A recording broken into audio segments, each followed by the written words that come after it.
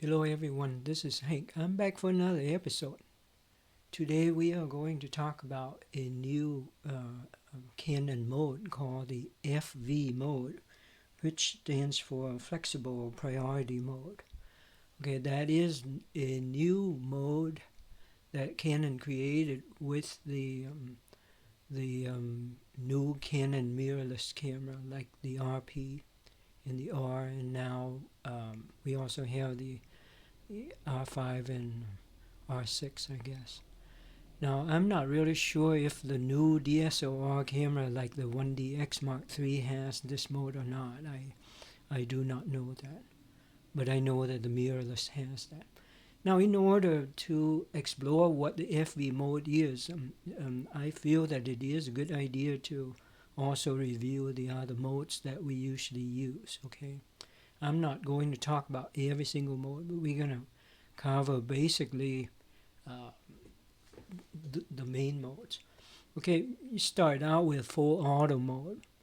Now, with the full auto mode, which is the green A thing, um, basically it is a full auto. So you essentially do not have any kind of control. You just point and shoot, and that's about it. So not much to say about that. Okay, the next mode that is kind of full auto for a lot of people would be what they call program A mode. Okay, so it basically says that shutter speed and aperture is set automatically. So if you have to, and I've heard some people use the term ISO priority mode, and it is kind of true with that, but most people don't associate it as such, but really that's what it is. Um, okay, so let's explore that a little bit. Now, this mode has been around, and people jokingly call this a pro mode. And of course, this is not really a pro mode. It is considered um, a kind of a beginner's mode, even though it doesn't have to be. So, I personally do not use the P mode at all, but we're going to talk about that anyway. Now, in the P mode, right? Now, you have a choice. The only thing that you can really set is the ISO. So that's why some people call it ISO priority mode. So you can go into the ISO here and you can set a manual value, right? Or you can set it to auto. That is up to you. So let's start with the auto. So now, with the ISO at auto, you press the shutter button halfway. They will show you the speed and the aperture. Now you use the main dial, which is the vertical dial just behind the shutter button. You change it to the right and left, and essentially you are varying the aperture. And once the aperture change, okay, the shutter speed changed with it.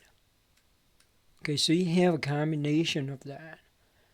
And in this example, you can see the ISO, even though you set it at auto, it kind of parked at 200. So that's kind of peculiar. Now, with this setting, as you can see, if I go to all the way down to 1.4, the fastest shutter speed is only 1/100. So now, if you're using the P mode and you want to affect the shutter speed, and then you have to raise the ISO. Okay, so you have to raise the ISO.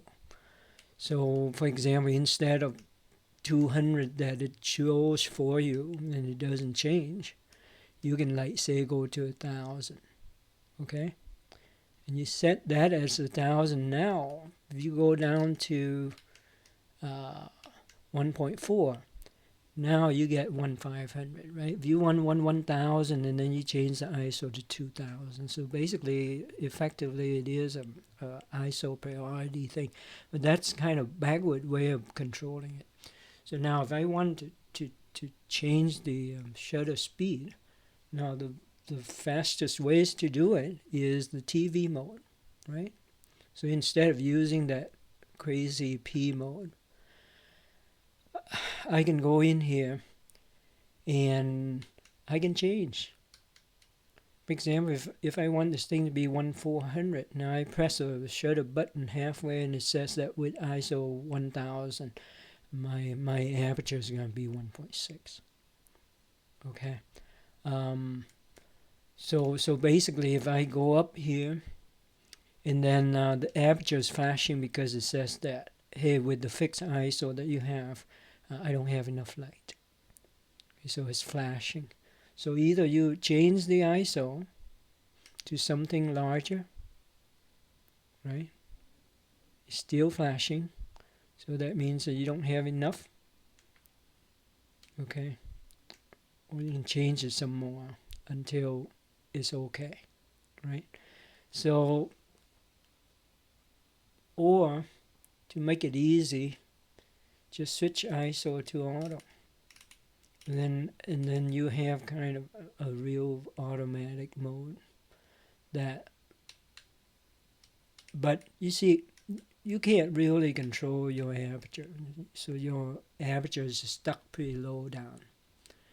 So that's TV mode. And of course, when you wanted to control the aperture priority, which basically control whether or not you want the background to be blurred or sharp, like those two pictures suggest.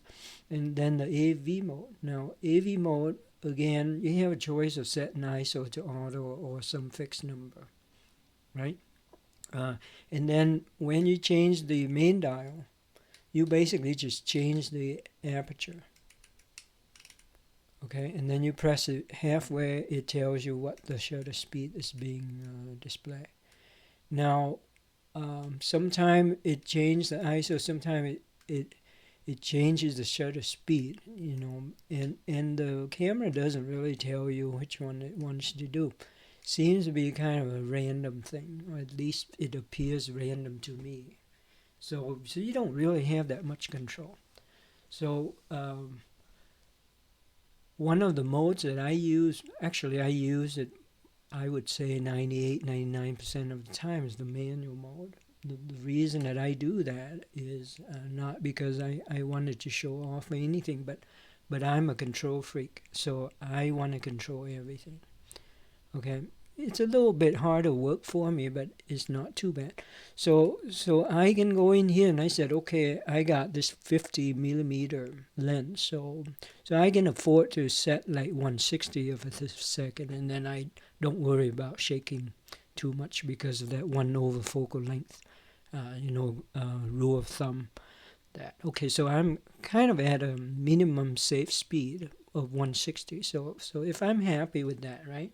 So I can control the aperture with the quick control dial, which is the horizontal dial near the back, just above, just next to the mode dial. So I can control the aperture.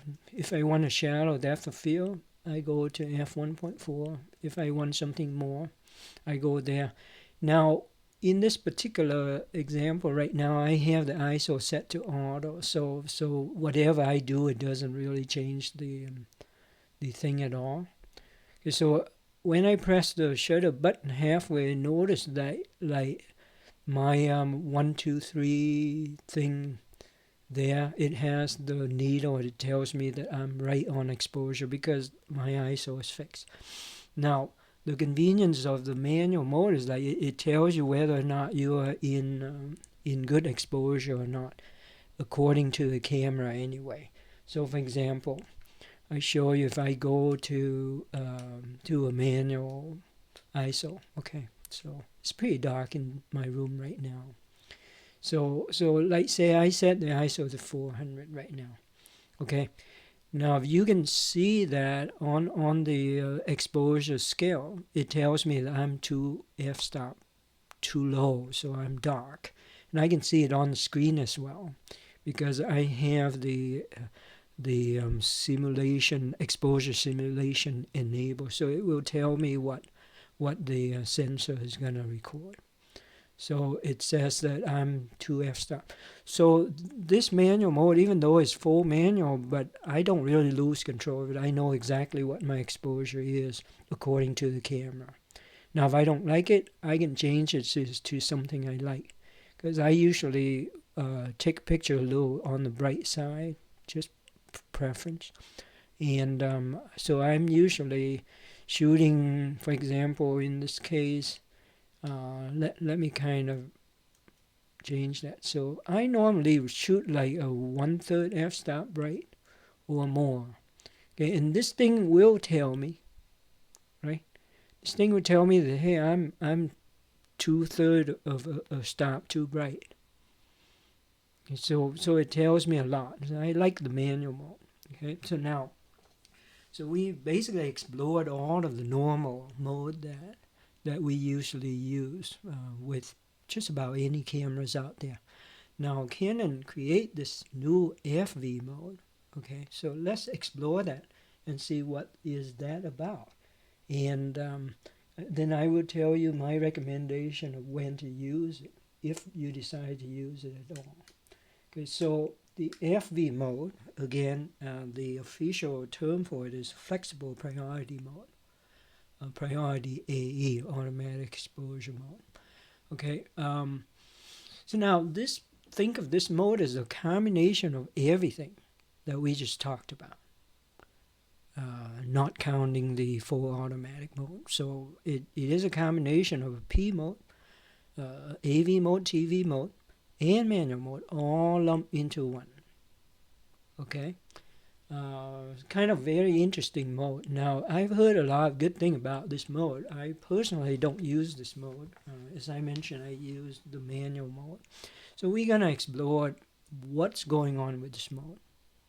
Okay, so when you first switch over to it, everything is automatic. Okay, signified by the fact that it's set the word auto and with the underline. And if I press the shutter button halfway, it'll tell you what the camera settings are. With the underline to tell you that, hey, that's his camera set. We don't really have control over that. Okay, so now I'd also show you that orange semicircle. That semicircle is what they call, Canon call main dial, which is a vertical dial just behind the shutter speed. The shutter button. Okay, so now if you turn that, okay, it switch over to a value. Unfortunately, this one, unless you press the shutter button before you do it, it'll go to 30 seconds all the time. Very annoying to me, and I think that's just not a very good way of setting it. They should have set it to where it is without having to press a shutter button, but Canon choose to do that. Okay, so you got to kind of switch over to something. And then, of course, right now it is semi-automatic because you got the AV auto, ISO auto, right? So essentially, if you are using this,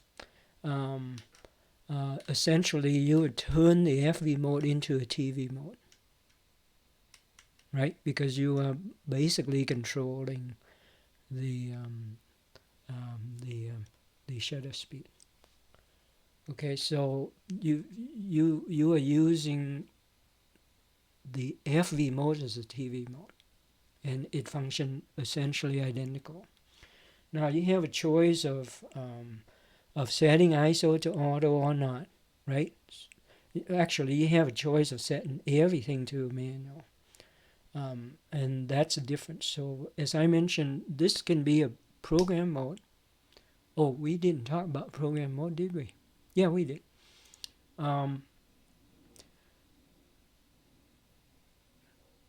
Okay, so now I turn it to a TV mode, right? I could set it to auto again by just pressing the up button. Okay, and then I turn it back to auto by pressing the up button in the back. Okay, now I use the quick control dial in the rear, and I can switch over to AV. Okay, and then I use the main dial, which is a vertical dial. And then I can change the aperture. Okay, now I press it halfway, it tells me a calculated value, the other two, because they are on auto. Okay, but essentially I've changed the FV mode in this case to the AV mode, and it functions essentially identical. Now I use the FN button to change ISO, and I can still do that with the ISO. Say, oops, I used the wrong one. Let's go back to the. I should use a vertical as they tell me. So, for example, like I can set the ISO to manual by using the same ISO button that I always use, and now the ISO is fixed. Just like the AV mode, right? AV mode you can do auto ISO or manual ISO. So the FV mode in this case, I have turned it into the AV mode, just like that. Now I turn the quick control dial over here. Then I can control the exposure compensation very easily, because normally in manual mode, in order to do it, I kind of have to use one of the button, or I got to do a touch screen, so it's not very easily get at. This one, all you have to do is switch over to it. Okay, and again you go ISO here. You can continue to go to the right, and it'll just cycle right around to the TV. Okay, so now I can turn this again, that annoying 30-second. Okay, I can go here, for example. Okay, now if I press the shutter button halfway, nothing happened. There's no underline, meaning that I'm completely in manual mode now. Notice that if I keep changing the quick control dial, it'll switch, but it ignores the exposure compensation, because in full manual mode, you don't exposure compensate, because everything is controlled by you already. Okay, so that doesn't work, but that makes sense. It doesn't work in manual mode either, when you have everything manually controlled. So now you essentially change this into a manual mode now. The FV mode become a manual mode. Now notice, like, I do the shutter button halfway. Now that exposure scale doesn't work. Remember, in the manual mode I showed you earlier, that thing tells me if I'm underexposed or I'm bright. This thing doesn't. So actually, to use the FV mode as a manual mode is not as good as a manual mode. Okay, so the bottom line is, so here's my recommendation, right? If you are not using any other Canon camera like a DSLR, which doesn't have the FV mode, okay, and you are not using a Sony, you're not using a Nikon, and you only use a Canon RP or the R, right, R5, R6, whatever, then FV mode makes sense, because you don't have, and it make even more sense if you're the one that would use TV mode and AV mode or even P mode, okay, because FV mode can be any of those modes very easily. Now, okay, for example, right now I'm in full manual. With a press of one button, okay, you can change this to full auto by doing like a right arrow button. No, well, actually, I stand correct. The right arrow button only changes the active area into auto. So when you have the active one, it will turn into auto, right? So let's go back. So actually, it's the left button, not the right button. the left or the up button, I think. And let me try the up button. No, the up and the right, do it one at a time. So I stand corrected. See, I don't use this mode very often, so I'm kind of at a handicap there too. Okay, so basically the up and the right button go one. So you do a left or down, then you turn the whole thing into a full auto by just pressing it. I just press the left button. So basically either left or down, you turn it into full auto. So my recommendation of FE is like if you're only using the R series Canon mirrorless, okay. I don't really know about the M series, so I'm not commenting on that. But for the R one, you might want to use the FV button if you are using TV AVP mode, okay, or full auto, because this one will be a one-stop, and you only need two control. You need the main dial control, which is a vertical control, to control, right? I see if you press the shutter button halfway, okay, and it shows the calculated value, and then